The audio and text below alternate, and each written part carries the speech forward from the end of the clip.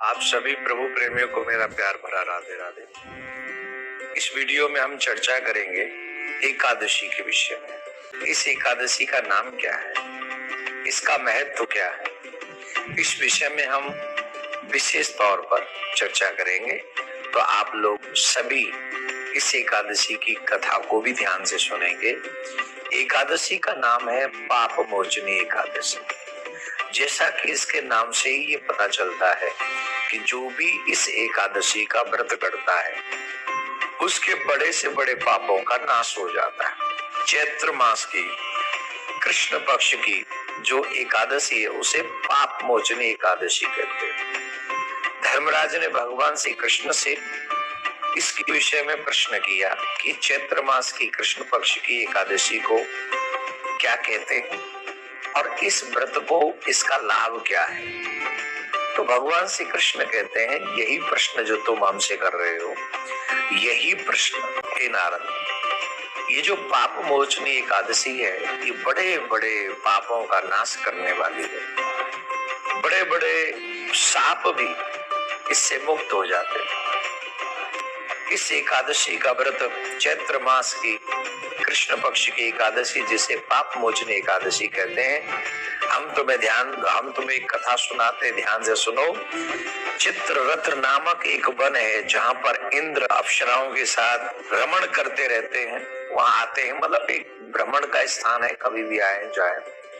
तो वहीं पर एक ऋषि थे जिनका नाम तपस्या देख के प्रसन्न नहीं होता, वो डरता है।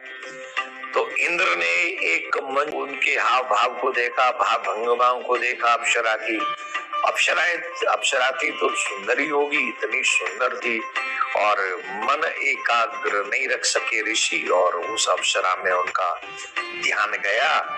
तो उनसे बात करने के लिए चर्चा, वो तो आई इसी के लिए थी। तो 97 साल तक उस अप्सरा के साथ में रहे। और एक दिन उस अप्सरा ने कहा कि अब आप हमें अनुमति दें, अब हमको जाना है। तब उन्हें अचानक से याद आया, करे राम राम राम, ये तो इसने हमारे साथ बड़ा बुरा किया, हमारी तपस्या भंग कर दी, हमारा ब्रह्मचर्य भंग कर दिया, और इसके रूप लावण्य में हम मोहित हो गए। इस सब की जिम्मेदारी ये है, ये जानबूझ के आई, प्लानिंग के संग आई। तो ये भाव रखकर मेधावी ऋषि ने उसे साप दे दिया कि पिशाचनी हो जाए। तब उसने चरण पकड़ लिए, बोले महाराज अब हमसे अपराध जो हुआ वो हुआ, अब हमको क्षमा करो, और हमारा उद्धार कैसे होगा, हमारा कल्याण कैसे होगा। तब उन्होंने बताया कि तुम पाप मोचनी एकादशी का व्रत करना, उससे तुम्हारा कल्याण हो जाएगा। आदि आदि एक क्रम है। तो ऐसी पिशाचनी बनी हुई उस अप्सरा को भी इस एकादशी की, चैत्र मास की कृष्ण पक्ष की जो एकादशी है पाप मोचनी, उससे उसको मुक्ति मिल गई।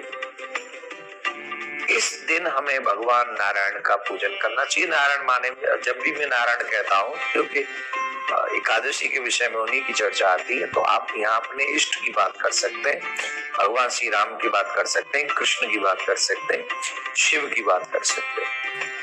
इस दिन वैसे नारायण के स्वरूप मतलब राम कृष्ण की ही पूजा करनी चाहिए एकादशी के दिन।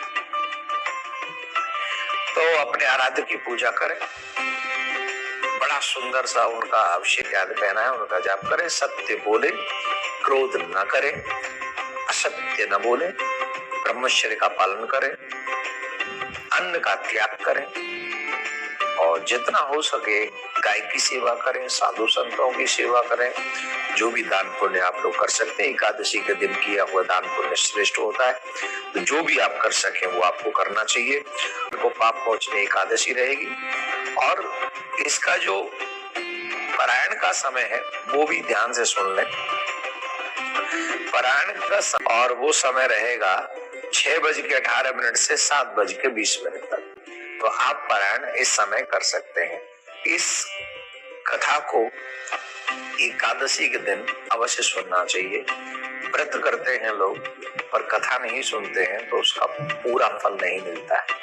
इसलिए जिस व्रत को हम करते हैं उस दिन हमें ध्यान से उस व्रत की कथा सुननी चाहिए, जिससे हमारा उस व्रत में निष्ठा होती है और फिर हम भी मन से कथा सुन पाते हैं। तो ज्यादा ज्यादा लोगों को इस कथा को सुनवाइए और आप भी सुनिए। प्रिया कंजू सरकार आप सबके मनोरथ सिद्ध करे। ऐसी